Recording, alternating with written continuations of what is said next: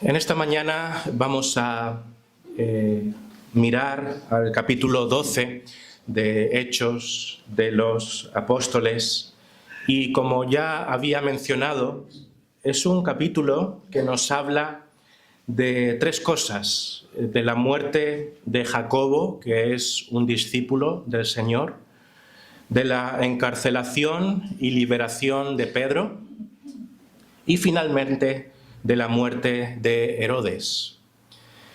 Si una cosa se ha hecho evidente a medida que hemos ido avanzando en nuestra predicación del libro de los Hechos desde su principio, es que la Iglesia, desde su nacimiento, fue siempre perseguida, maltratada y despreciada. Entonces, esto lo empezamos a ver especialmente con la muerte de Esteban, cuando ese primer mártir de los cristianos fue apedreado por testificar de la verdad de Jesucristo. Y también vimos la semana pasada, en la que me tocó a mí predicar, en la última ocasión que yo prediqué, vimos cómo la iglesia en Antioquía, que fue la primera iglesia de origen gentil, incluso nació con motivo de la persecución, porque vimos que no fue iniciativa humana que una iglesia nueva apareciera en Antioquía, sino que debido a la persecución de los cristianos, estos fueron esparcidos a otras zonas fuera del territorio hebreo. Entonces, una cosa está clara: los cristianos siempre han sufrido persecución y hoy en día la seguimos sufriendo. En este país, España, por las leyes de libertad religiosa, gracias a Dios, estamos protegidos hasta un alto nivel, pero en otros países esto no ocurre. Directamente son perseguidos y asesinados y no se les permite practicar su fe. Por lo tanto, nos damos cuenta que siempre ha habido una confrontación y un deseo de Satanás de destruir a la Iglesia. La Iglesia siempre ha estado amenazada por las fuerzas del mal para ser destruida. La Biblia nos dice también que Satanás es el príncipe de este mundo. Eso significa que la maldad, el diablo, es el que controla a la gente en este mundo, siempre bajo la soberanía y el permiso de Dios. Pero Satanás, el diablo, está manejando y está moviendo sus hilos, tratando de destruir la obra de Dios. Y eso siempre ha sido así y será hasta el final. Pero gloria a Dios, porque nosotros no tenemos de qué temer. Sabemos que la amenaza es grande y es real, y muchos hermanos nuestros sufren de una manera indescriptible, especialmente en otros países. Pero la Biblia nos da una gran esperanza y nos dice que las puertas del Hades no prevalecerán contra la Iglesia. Entonces, la Iglesia siempre ha estado segura y será triunfante al final, a pesar de la persecución.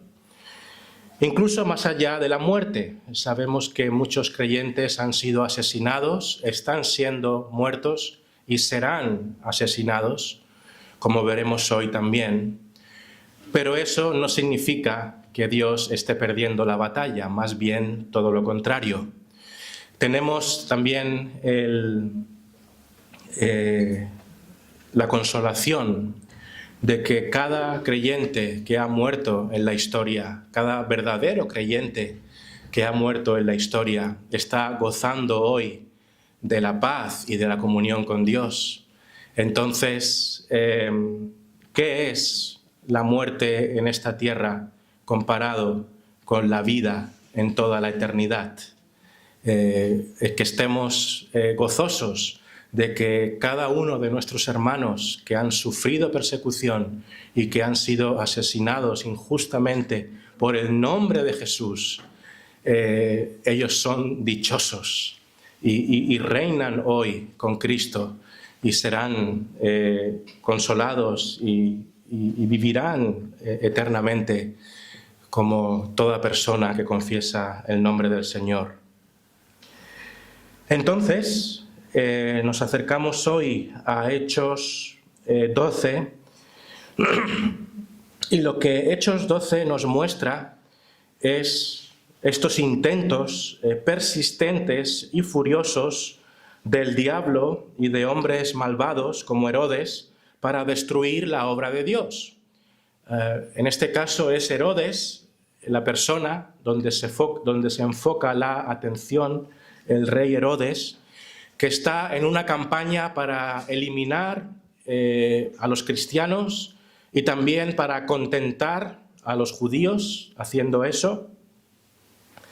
Pero veremos que la Iglesia de Dios es aquí protegida, liberada y que una vez más el Señor se levanta triunfante ante estas amenazas. Entonces el mensaje de hoy es para nosotros un mensaje de esperanza, de seguridad, de ánimo, de consuelo, porque todos nosotros vivimos esa persecución de una forma u otra. Todos vivimos esa influencia de las fuerzas del mal sobre nuestra sociedad. Nos desanimamos de ver tanta maldad a nuestro alrededor, incluso los propios gobiernos estableciendo leyes que van en contra de Dios. Y nos hacemos la pregunta, ¿no? ¿Estará Dios perdiendo la batalla? Pues claro que no, claro que no.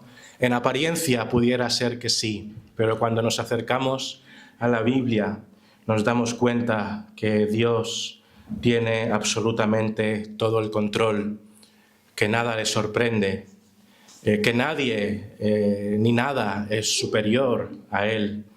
Y esto lo vamos a ver con mucho detalle en esta mañana.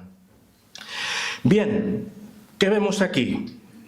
Capítulo 12, ¿no? Capítulo 12 de Hechos, ya lo hemos leído, y vamos a mencionar algunos versos importantes que nos hablan de unos principios muy útiles que debemos comprender. Lo primero que vemos son los grandes poderes de este mundo. Aquí en este capítulo 12 se nos habla de grandes poderes políticos y militares, ¿no? Y estos grandes poderes de este mundo están contra Dios. Eso es lo que vemos aquí, poderes políticos en contra de Dios. Lo vemos en el capítulo 12, versículo 1, cuando se nos dice: en aquel mismo tiempo el rey Herodes echó mano a algunos de la iglesia para maltratarles. En aquel mismo tiempo, el rey Herodes echó mano a algunos de la iglesia para maltratarles. ¿Veis? Ahí está el gran poder de la época. Gente con autoridad, gente con poder político, militar, de recursos, en contra de la iglesia, queriendo maltratar a la iglesia. Y esa figura se personaliza en la persona del rey Herodes. Y Satanás está detrás de eso, ¿verdad?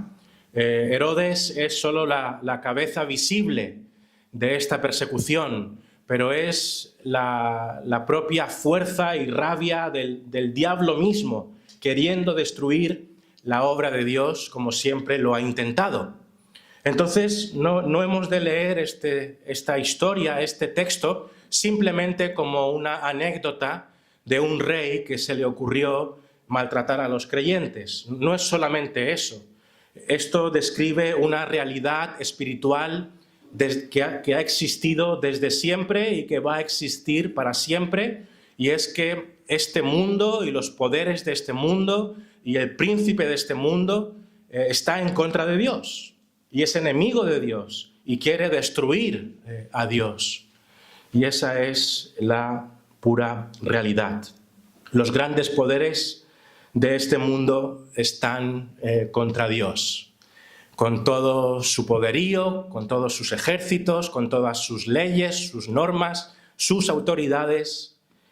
Este mundo ruge en contra de Dios. En segundo lugar, algo que tenemos que aprender y que es de mucho consuelo, la verdad, es que aunque los cristianos sean asesinados, la obra de Dios crece. Aunque los creyentes sean asesinados, la paradoja es que la obra de Dios crece. E incluso podríamos decir que cuando los creyentes son asesinados, la obra de Dios crece todavía más.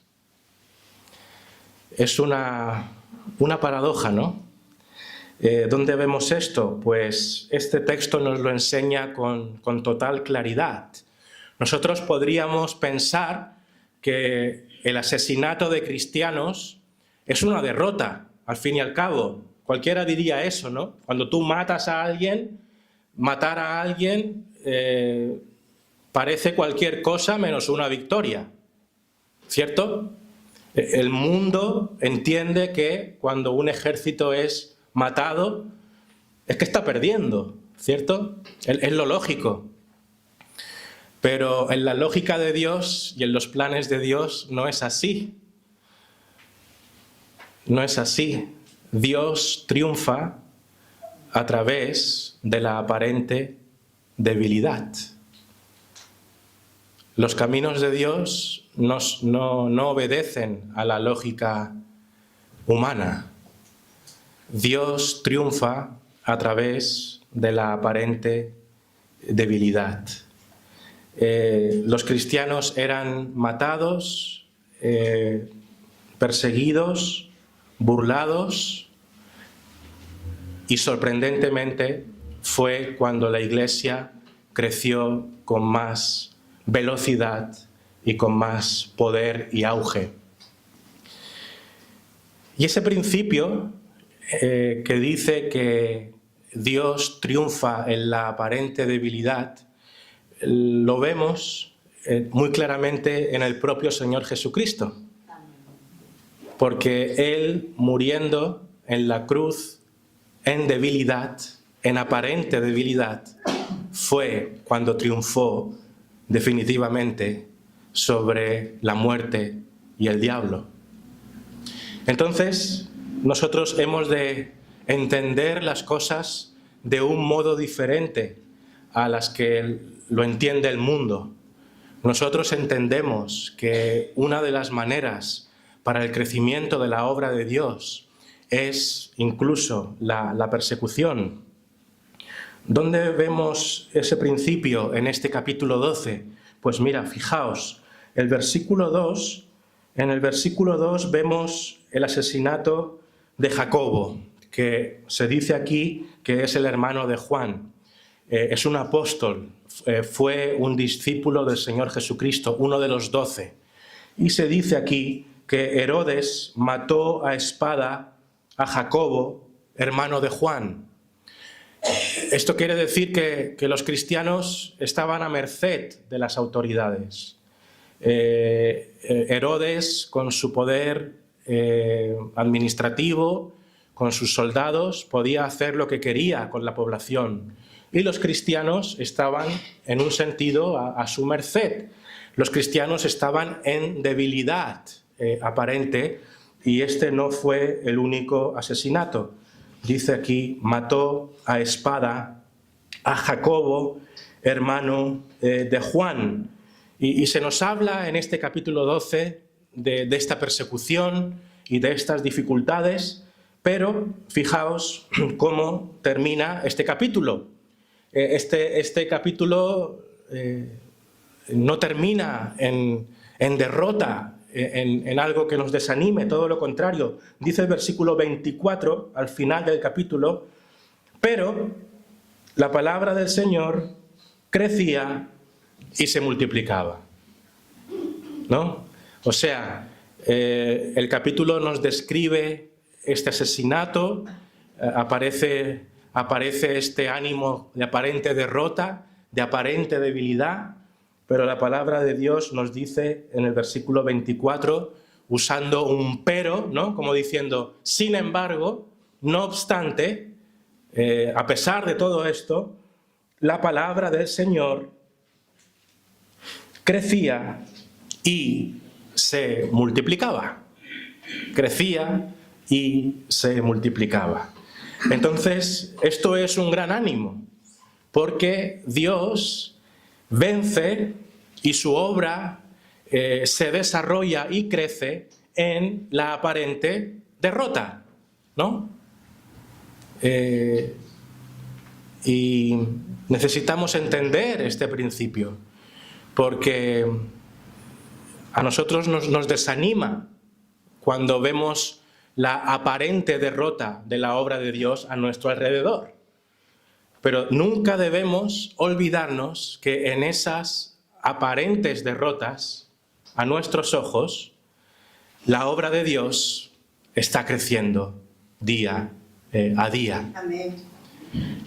Yo pienso que necesitamos aferrarnos a esta verdad bíblica, y es que la manera de medir la obra de Dios que tenemos nosotros como hombres, como mujeres, como humanos, no es la misma manera que Dios tiene para medir su obra.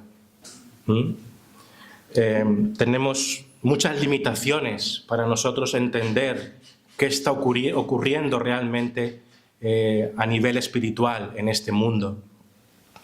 Entonces, esto nos tiene que animar. Tercer punto, ya hemos dicho que los grandes poderes de este mundo están contra Dios, y ese ejemplo lo vemos en el rey Herodes. Hemos dicho que aunque los creyentes sean asesinados, la obra de Dios crece. Alguien dijo que la sangre de los mártires es como la semilla de la Iglesia, del crecimiento de la Iglesia, ¿verdad? Y en tercer lugar, lo que vamos a decir es que toda la fuerza del enemigo es como nada para el Señor. Toda la fuerza, todo el poder, todos los recursos del enemigo es absolutamente como nada para Dios. ¿Dónde vemos esto? Bueno, este capítulo nos enseña la escena del encarcelamiento de Pedro. Herodes coge a Pedro y lo mete en la cárcel y lo asegura bajo guardias, y se da aquí un milagro, una aparición de un ángel que entra a la cárcel con gran luz y libera a Pedro. También a través de las oraciones de los creyentes, nos dice este texto. Pero el principio que queremos ver aquí es que toda la fuerza del enemigo es como nada para el Señor. Qué gran consuelo es este, porque nosotros creemos que el enemigo tiene mucho poder, ¿no? Voy a tocar el tema, por ejemplo, que nos preocupa mucho a la Iglesia, es todo el tema ideológico, ¿verdad? Nos preocupa las ideologías que penetran en los colegios, en los niños, en la moralidad, y nos da la impresión que este enemigo es demasiado grande, ¿no? Porque al fin y al cabo tienen el poder político sobre las escuelas, los temarios, los partidos políticos defienden las ideologías, las promueven, y nos preocupa, porque en apariencia es un enemigo con muchos recursos. No es cualquier cosa que permitan y tengan la capacidad los gobiernos de permitir e introducir ideologías en los colegios. No es poca cosa.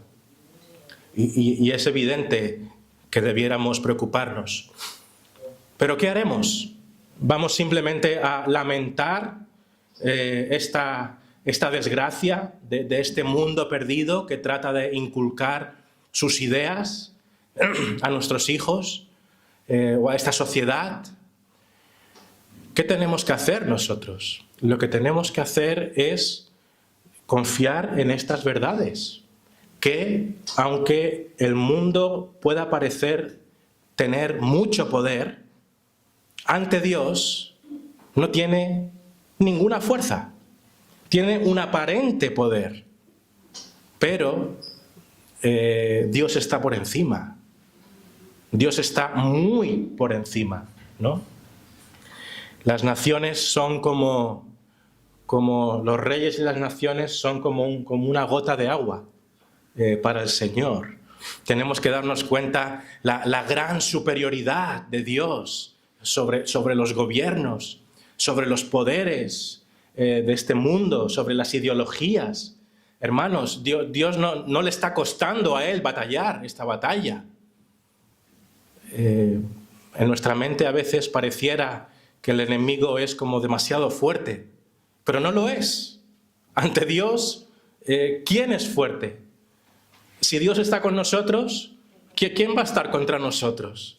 Podemos estar, hermanos, muy confiados, muy alentados de que a pesar de que el panorama sea desolador y de aparente derrota, Dios es victorioso, siempre. Y esto ha de hacer que vivamos de manera confiada y hacer también lo que tengamos que hacer.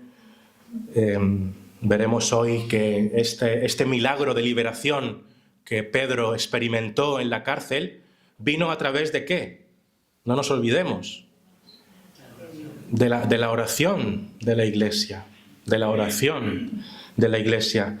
Entonces, toda la fuerza, todo el poderío del enemigo es como nada para el Señor. Fijaos, aquí hay algo muy curioso. Y es que, por algún motivo, este texto detalla las medidas de seguridad que se impusieron sobre Pedro, ¿no? Dios en la Biblia simplemente podría haber dicho, bueno, Pedro fue encarcelado y ya está, sin darnos detalles de las medidas de seguridad de esa cárcel.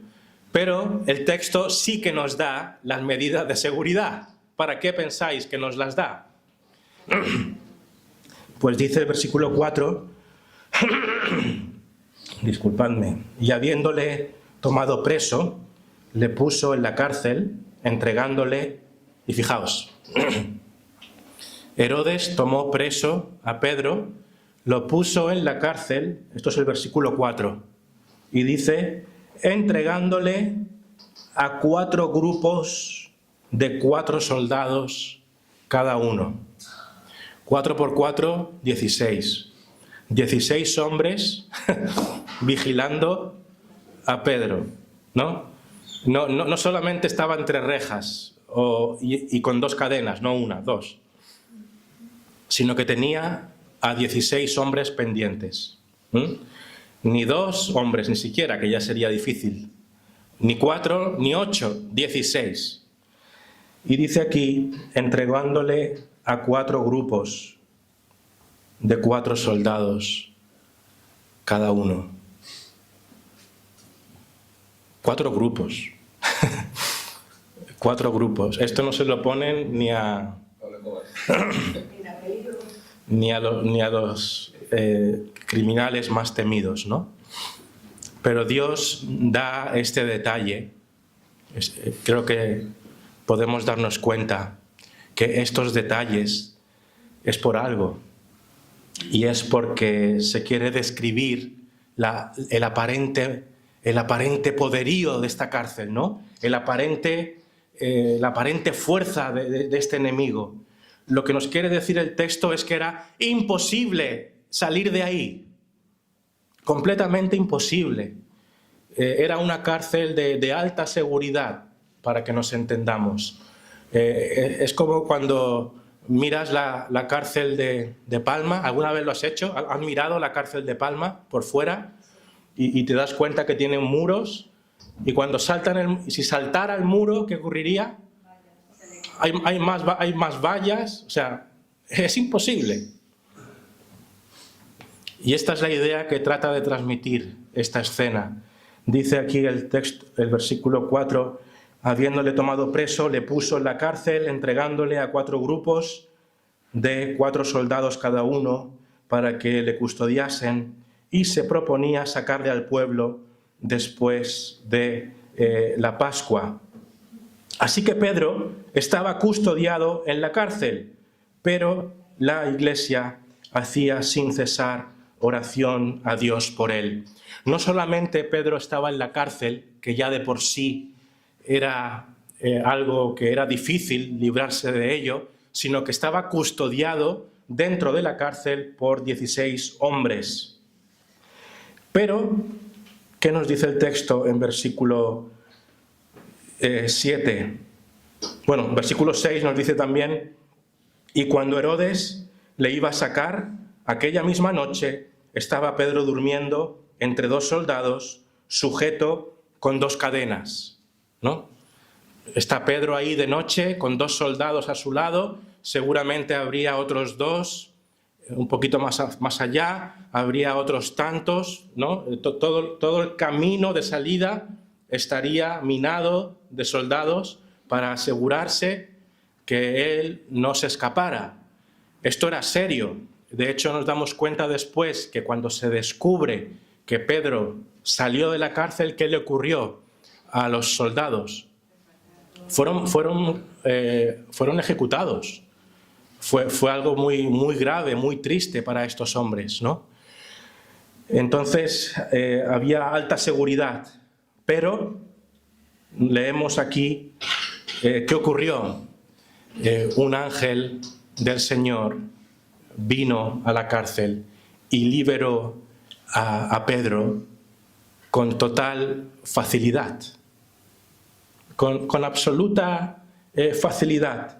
¿Qué tuvo que hacer Pedro para salir de la cárcel? Solo tuvo que caminar. El camino se le abrió. Dios se lo hizo todo, ¿no? Fijaos, vamos a leerlo aquí, versículo 7. Y he aquí que se presentó un ángel del Señor, y una luz resplandeció en la cárcel, y tocando a Pedro en el costado, le despertó, diciendo, levántate pronto. Y las cadenas se le cayeron de las manos.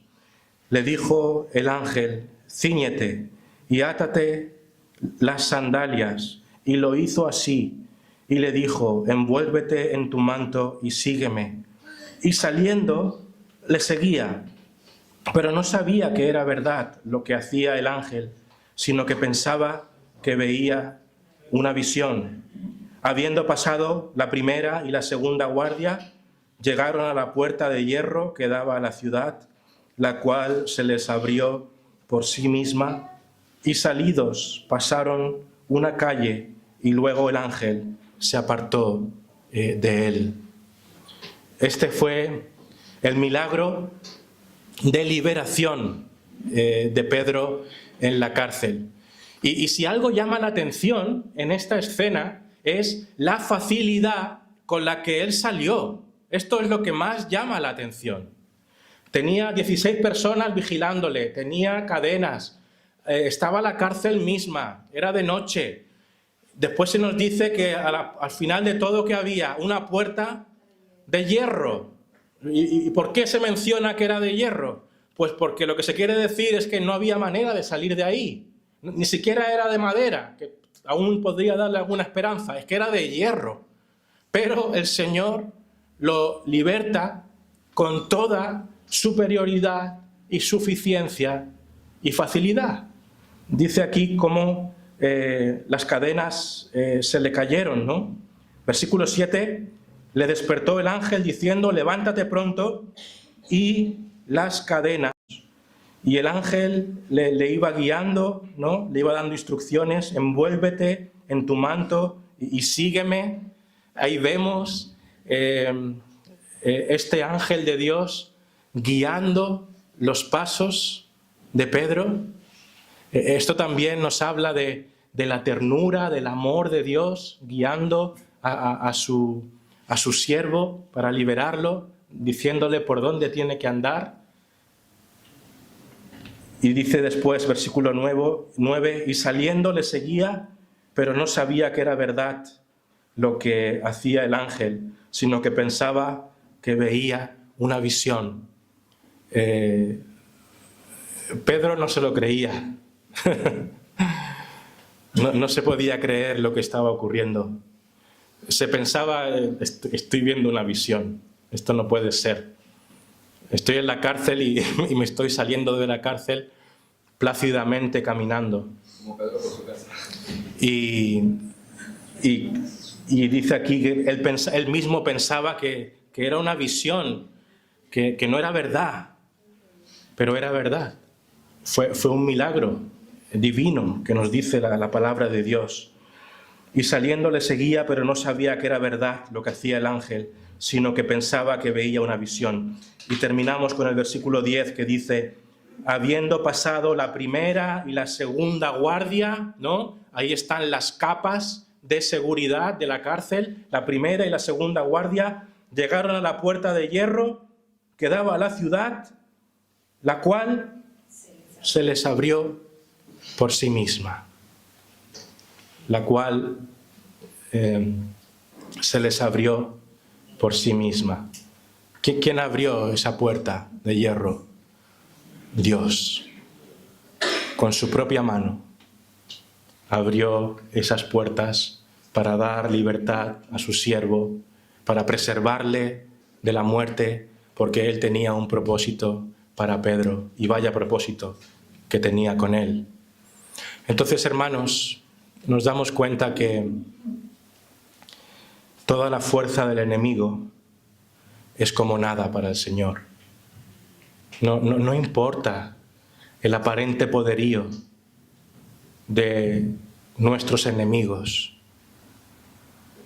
No importa. Es que pueden poner todas las leyes que quieran, pueden tener toda la influencia que quieran, pueden hacer lo que quieran y harán lo que quieran, pero a Dios no le va a costar nada desbaratar todos los planes del enemigo. Dios está sentado en su trono y se ríe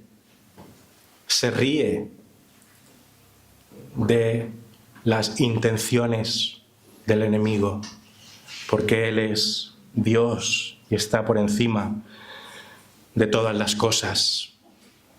Entonces tenemos que ser animados, tenemos que ser motivados, tenemos que irnos con confianza, ¿no?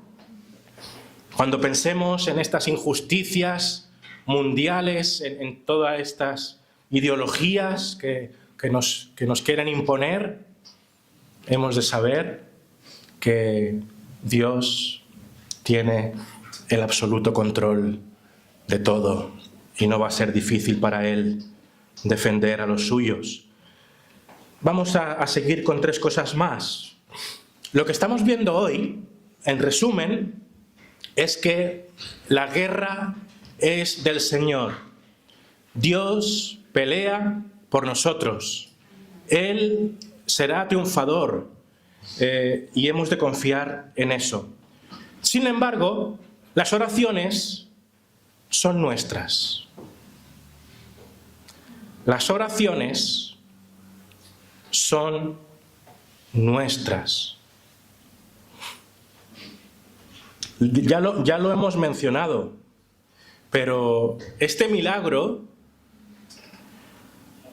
si bien Dios es soberano y lo podría haber hecho sin oraciones, pero la pura realidad es que fue un milagro fruto de la oración persistente de la Iglesia.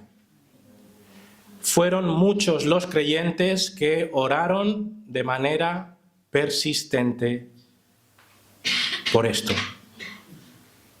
Y esto es una llamada de atención para la Iglesia del Arenal. Es una llamada de atención para nosotros como creyentes. Fijaos en estos dos matices acerca de las oraciones de estos creyentes. Primero, fueron oraciones continuas, persistentes, perseveraron en la oración.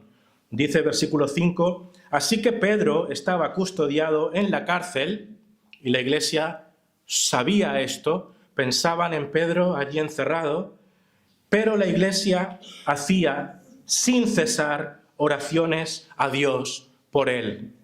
Sin cesar oraciones a Dios por él.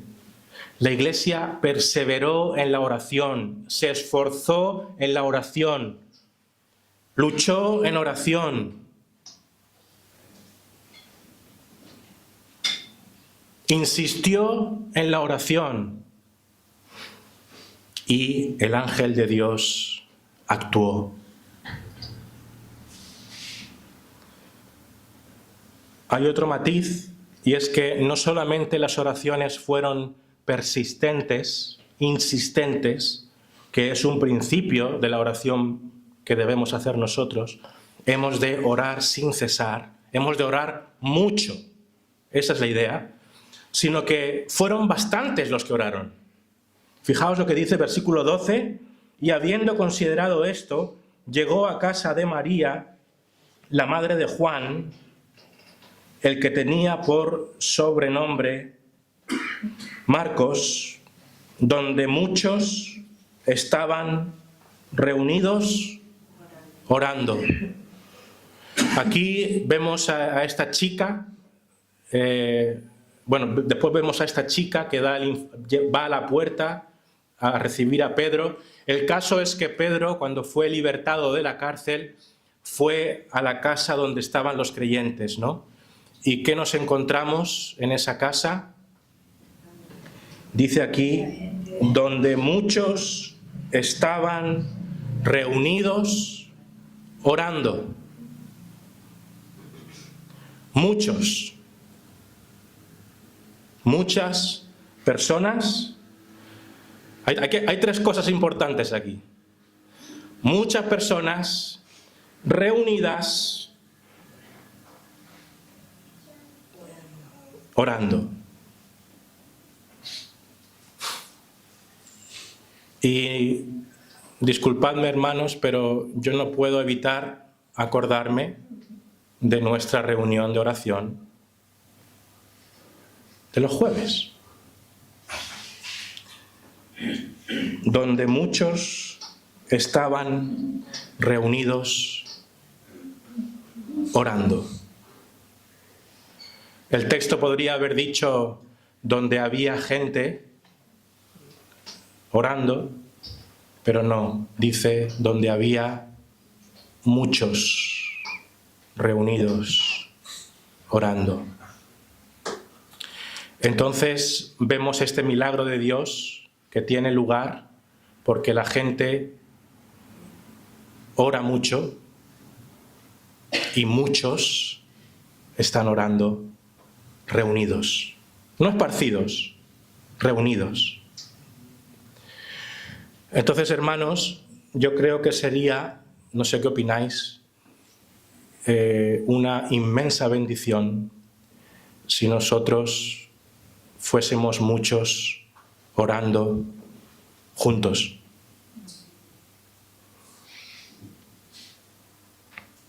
Y creo que es algo que no estamos aprovechando. Es algo que no estamos aprovechando. Y yo me pongo el primero, No quiero ponerme a dar bibliazos aquí para que os sintáis mal. Pero ¿no pensáis, hermanos, que aquí estamos viendo algo maravilloso? Y también estamos viendo cosas maravillosas que están ocurriendo. Y vemos claramente que están ocurriendo porque la Iglesia está orando mucho, con muchas personas al mismo tiempo, en un mismo lugar. ¿Y no creéis que deberíamos plantearnos ser así? Yo creo que sí. Yo pienso que sí. Mirad, en teología están los continuistas y están los cesacionistas. Los cesacionistas, yo entre ellos, decimos que la manera en cómo Dios obró de manera espectacular en el primer siglo a través de visiones, gente que resucita, milagros de resurrecciones, ya han cesado. Y esto no lo afirmo y no lo afirmamos como Iglesia. Cada Iglesia tiene que tener su postura, ¿no?, en cuanto a este tema. Y no todas las iglesias son cesacionistas. Hay otras iglesias que son continuistas y que dirían que lo mismo que vemos aquí en Hechos, podríamos estar viéndolo hoy.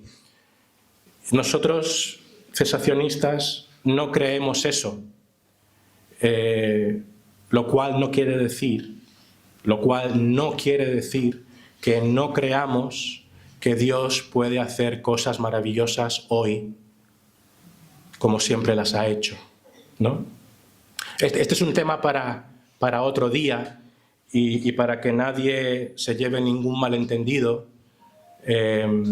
Simplemente lo que el cesacionismo afirma es que las manifestaciones sobrenaturales, como puede ser resucitar a un muerto, sanidades espectaculares, inequívocas, no con trucos, ¿no? O sea, verdaderas sanidades de que un cojo vuelve a caminar, no se han visto de manera habitual, no solo en el siglo XX, también está el testimonio de la Iglesia a través de los siglos. Entonces, no es una postura que pretenda ser caprichosa y falta de fe.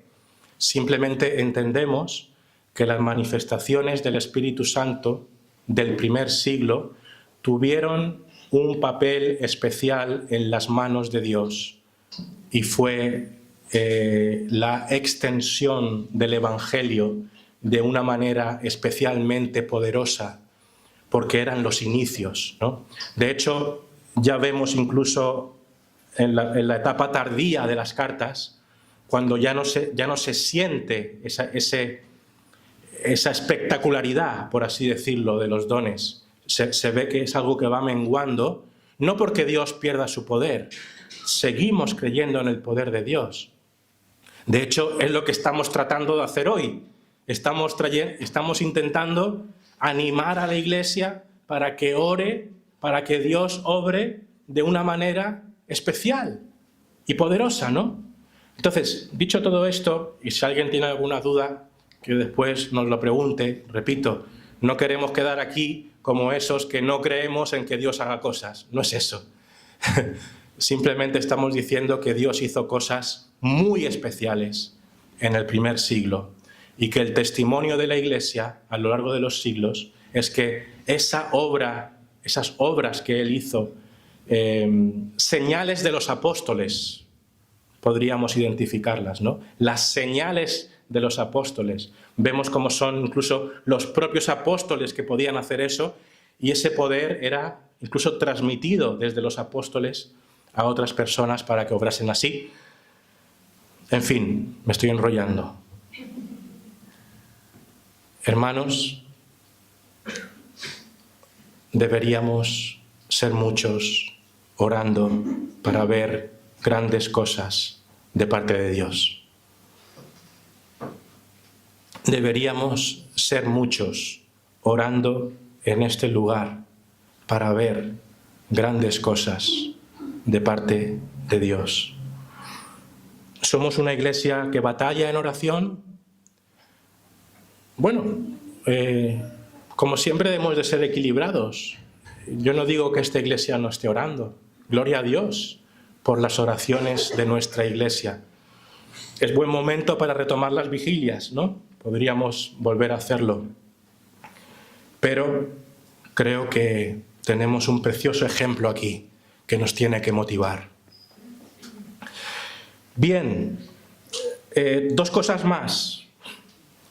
Hay una gran verdad aquí, y es que Dios destruirá a los reyes de este mundo algún día. Todos aquellos que han ido en contra de Dios y en contra de su iglesia van a recibir su merecido. Dios hará justicia. Cada gota de sangre de los mártires, de nuestros hermanos, será vengada. Dice el Señor, mía es la venganza. Y va a ser así. Y es necesario que se haga justicia. Y Dios hará justicia con los reinos de este mundo que han ido en contra de Él. Algún día toda persona va a recibir la justicia de Dios. Dios es un Dios de misericordia y amor. Lo es. Queremos dejar muy claro que Dios es amor y misericordia y no echa fuera a ninguno que viene a Él. Él está con los brazos abiertos, pero también es un Dios justo y cada injusticia va a tener su pago. Así que Dios destruirá a los reyes de este mundo. Por mucho poder que tengan, por muy chulito que sean, por muy engreídos que sean, todos tendrán justicia. Fijaos, ¿qué le pasó a Herodes? Dice el versículo 23, al momento un ángel del Señor le hirió por cuanto no dio la gloria a Dios y expiró comido de gusanos. Esto fue lo que le pasó al rey Herodes. El rey Herodes era un prepotente. Se nos dice aquí que vinieron personas de Tiro y de Sidón a hablar con él porque tenían un problema, ¿no? Dice el versículo 20, y Herodes estaba enojado contra los de Tiro y de Sidón, pero ellos vinieron de acuerdo ante él y sobornado Blasto, que era camarero mayor del rey, pedían paz porque su territorio era abastecido por el del rey. ¿Veis? Había un problema político aquí entre Herodes y otros territorios, ¿no? Y un día señalado, Herodes, vestido de ropas reales, detalle muy importante, ¿qué nos transmite esto? Vestido de ropas reales. Ahí está el rey Herodes con toda su apariencia, con todo su glamour, con toda su gloria y su fuerza. Se sentó en el tribunal y les arengó, ¿no? Les llamó la atención, tuvo una discusión, siendo él como alguien superior, por así decirlo, de una manera orgullosa. Y el pueblo aclamaba gritando, voz de Dios y no de hombre, voz de Dios y no de hombre. O sea que no solamente Herodes era un blasfemo, el pueblo también, porque estaban dando gloria a Herodes por sus declaraciones y estaban diciendo que eso era voz de Dios, ¿cierto? Herodes estaba reivindicando en esta discusión y el pueblo le estaba aclamando. Rey, voz de Dios y no de hombre. Y al momento, un ángel del Señor le hirió por cuanto no dio la gloria a Dios y expiró comido de gusanos. Dios lo mató. Dios lo mató en el acto. Cuando este hombre, lleno de orgullo, hizo estas cosas, Dios lo mató en el acto. ¿Qué nos enseña esto? Los reyes de este mundo, todos los que ha habido en la historia, que se han levantado, todos los gobiernos que se han levantado con prepotencia, con orgullo, para ser ellos los reyes de este mundo, algún día recibirán justicia de parte de Dios. Y Dios va a acabar con cada uno de ellos. Qué glorioso será el día cuando Dios haga justicia. Y que toda rodilla se incline al nombre de Jesucristo. Y que por toda la eternidad cantemos y demos gloria al único que se lo merece. La Iglesia está esperando ese día en el que el nombre de Jesús sea aclamado y todos los enemigos de Dios sean destruidos y avergonzados para siempre. Dios destruirá a los reyes de este mundo. Terminamos, ya lo hemos mencionado. A pesar de la aparente derrota, la palabra de Dios crece y se multiplica. Versículo 24. Pero la palabra del Señor crecía y se multiplicaba. Crecía y se multiplicaba. Hermanos, tenemos que seguir como iglesia animados, confiados, a pesar de la confrontación, de la injusticia que vivimos, de las aparentes derrotas. Dios triunfa y triunfará, pero también que recordemos algo. Necesitamos ser muchos orando. ¿Sabéis la historia de Spurgeon, no? El citado predicador inglés, que se dice cuál era el secreto de la influencia de su predicación? Y el secreto fue que había una sala en su iglesia, en la parte de abajo, como un sótano, donde había una sala de oración. Y había muchos creyentes intercediendo por él, para que el Espíritu Santo bendijera su predicación. Y así fue. Hoy Spurgeon es uno de los predicadores más recordados de la historia de la Iglesia. ¿Por qué? Bueno, porque Dios quiso, pero también porque los hermanos oraron. Que el Señor nos ayude a ser una iglesia que interceda por la obra de Dios más y más. Amén. Amén.